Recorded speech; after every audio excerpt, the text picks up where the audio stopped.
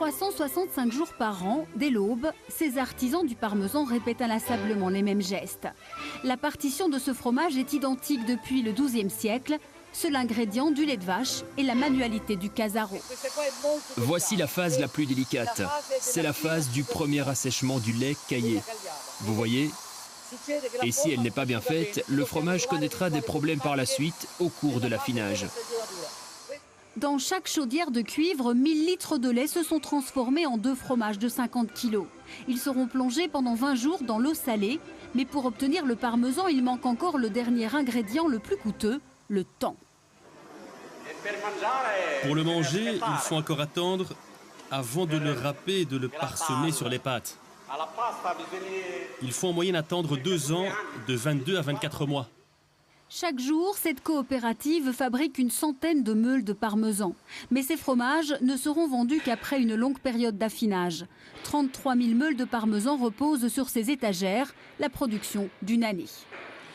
Nous appelons cet endroit le caveau, comme dans les banques, car ici, dans cet entrepôt, il y a des fromages pour une valeur de 10 millions d'euros. Un entrepôt rempli d'or jaune qui s'écroule le 20 mai 2012 lors du tremblement de terre. Il faut tout reconstruire. Peu après, les banques italiennes en crise exigent le remboursement des dettes. En 2016, l'entreprise a besoin de 6 millions d'euros. Un financier nous a alors proposé d'émettre nos propres obligations et de donner nos meules de parmesan en guise de garantie.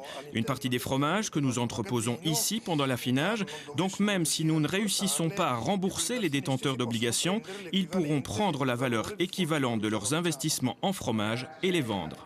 Cet investisseur qui habite dans la région vient régulièrement voir si l'entreprise fonctionne bien.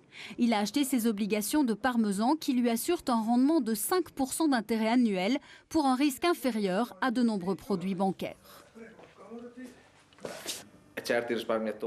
De nombreux investisseurs ont perdu leur argent à cause de montages financiers totalement exagérés. Ici, on est face à une réalité productive déjà bien implantée sur le territoire et qui met sa production en guise de garantie pour protéger les investisseurs. La hausse ou la baisse du prix du parmesan n'incite pas sur le titre. Les détenteurs d'obligations touchent leurs intérêts 2 fois par an. Après 6 ans, ils auront récupéré leur capital. Originalité, aucune banque n'intervient dans l'opération. Du 5%. Si vous cherchez un produit sans risque sur le marché financier avec un tel intérêt, c'est difficile à trouver. Quand je les ai achetés, on ne trouvait que des taux à 1 ou 2%. Il y a une belle différence. Des obligations qui sentent le parmesan, c'est ce qu'on appelle de la finance créative. De plus en plus de producteurs en Italie, du vin au jambon cru, sont intéressés par ce genre d'opérations financières.